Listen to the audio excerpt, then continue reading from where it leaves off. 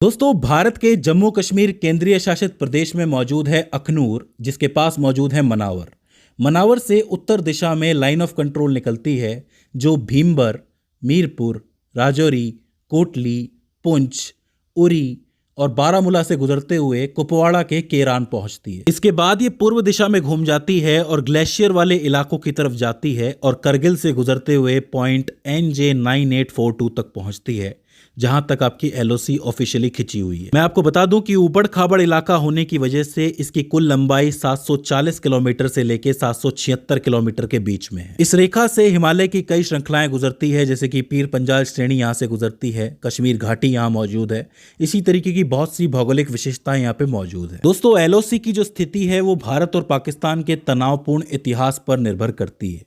मैं आपको बता दूं कि LOC कोई कानूनी अंतर्राष्ट्रीय सीमा नहीं है, बल्कि ऐसा समझ लो कि ये एक युद्ध विराम रेखा है, जिस पर समय समय पर संघर्ष होते रहते हैं। इस रेखा का इतिहास और स्थिति आप ऐसे समझ सकते हो कि अक्टूबर 1947 में पाकिस्तान ने कश्मीर पर हमला किया।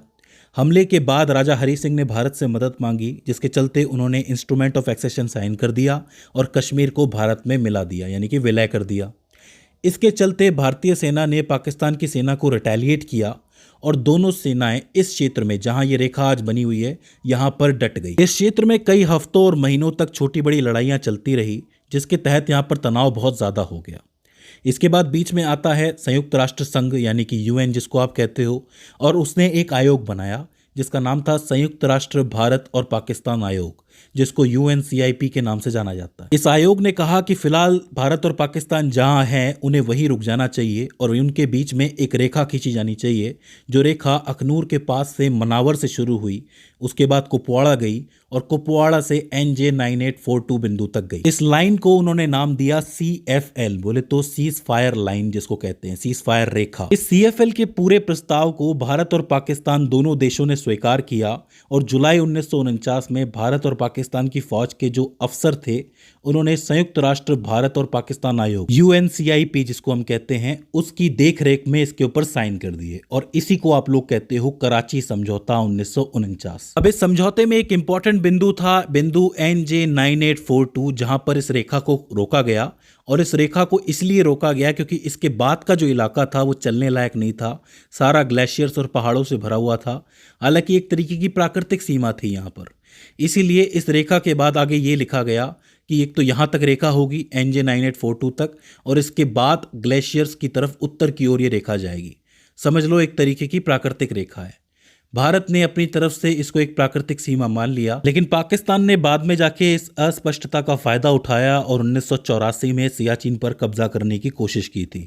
हालांकि भारत ने अपना ऑपरेशन मेघदूत चला करके इसका ये जो प्रयास था वो विफल कर दिया था। इसके बाद 1949 के बाद आया 1971, यानी कि 22 साल बीत गए और फाइनली भारत और पाकिस्तान में एक और युद्ध हुआ और वो युद्ध था बांग्लादेश मुक्ति युद्ध। इस युद्ध में भारत ने पूर्वी हिस्से में यानी कि बांग्लादेश में भी लड़ाई लड़ी थी, पश्चिमी हिस्से में यानी राजस्थान और कश्मीर के क्षेत्रों में भी लड़ाई लड़ी थी।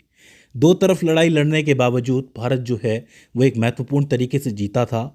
एक तरफ ढाका में 93,000 पाकिस्तानी सैनिकों ने सरेंडर कर दिया था, तो दूसरी तरफ POK जो था उसकी 15,000 वर्ग किलोमीटर की ज़मीन भारत के पास थी। युद्ध में जब पकड़ बहुत मजबूत हो गई तो इसके बाद 17 दिसंबर 1971 को भारत ने एक तरफा युद्ध विराम घोषित किया और युद्ध में अपनी विजय जो थी उसकी पताका लहरा दी। भारत ने युद्ध विराम इसलिए किया था क्योंकि भारत शांति चाहता था, क्योंकि ये जो मारकाट हो रही थी पश्चिम और पूर्व की तरफ, इसको रोकना बहुत ज़रूरी था, क्योंकि एक स्टेबल सोसाइटी ज़रूरी होती है आगे बढ़ने के लिए। तो इसके चलते भारत ने 1972 में शिमला समझौता किया, जिसके तहत CFL को LOC में बदल दिया गया था।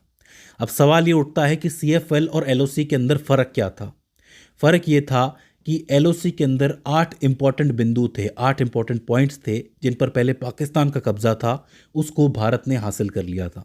मतलब इंदिरा गांधी ने ये जो 8 बिंदु थे इनको वापस ले लिया था।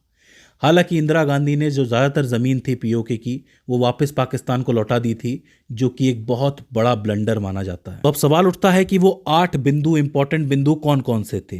तो देखो मैं आपको बता देता हूँ।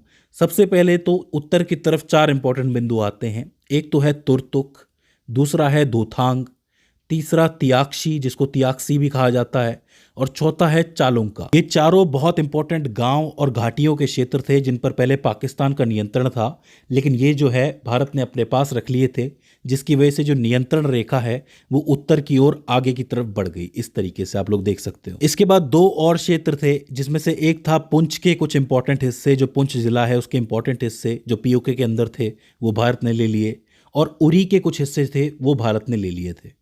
तो ये दोनों हिस्से जो लिए थे, जिसकी वजह से नियंत्रण रेखा में थोड़ा बहुत चेंज आया था, मामूली चेंज आया था, जिसकी वजह से नियंत्रण रेखा थोड़ी सी बदल गई थी। इसके बाद कुछ एक इंपॉर्टेंट चौकियां थी, जैसे कि लीपा घाटी जो है उसके अंदर कुछ एक जरूरी चौकियां थी, और जो तोश मैदान है जो उरी सेक्टर के अंदर आता है उसमें भी कुछ जरूरी चौकियां थी, वो भी भारत ने अपने क्षेत्र के अधीन कर ली थी। तो ये जरूरी चौकियां हो जाती है। इसके अलावा रावी नदी के पूर्व में एक एनक्लेव है जो पाकिस्तानी एनक्लेव था पहले, उसको भी भारत ने अपने अधीन कर लिया। और आखिर में करगिल सेक्टर के अंदर कुछ एक ज़रूरी ऊंचाई वाली जगह थी जहां पर चौकियां बनी हुई है, वो भी भारत ने ले ली थी। ये जितने भी पॉइंट्स थे ये कश्मीर की दृष्टि से बहुत ज़रूरी पॉइंट्स थे जो भारत ने अपनी तरफ ले लिए थे। तो इन पॉइंट्स के बाद जो CFL है आपका वो LOC के अंदर बदल गया था। तो दोस्तों ये हो जाता है LOC का भूगोल। आई होप आपको समझ में आया होगा। कुछ लोगों ने मुझसे कहा था कि हम LOC को पॉइंट बाय पॉइंट समझना चाहते हैं। देखिए जितना हो सके उतना तो मैंने आपको समझाया है, इसके बाद की डिटेल तो किसी के पास नहीं है, क्योंकि ये जो रेखा है इस पर तनाव बना रहता है। मुझे उम्मीद है कि इस वीडियो से आपने कुछ ना कुछ नया ज़रूर सीखा होगा। अगर इस वीडियो में आपको कोई क्वेरी आती है, कोई दिक्कत आती है, तो आप हमें कमेंट सेक्शन में बता सकते हैं। तो दोस्तों आज की इस वीडियो के अंदर बस इतना ही। See you in the next one.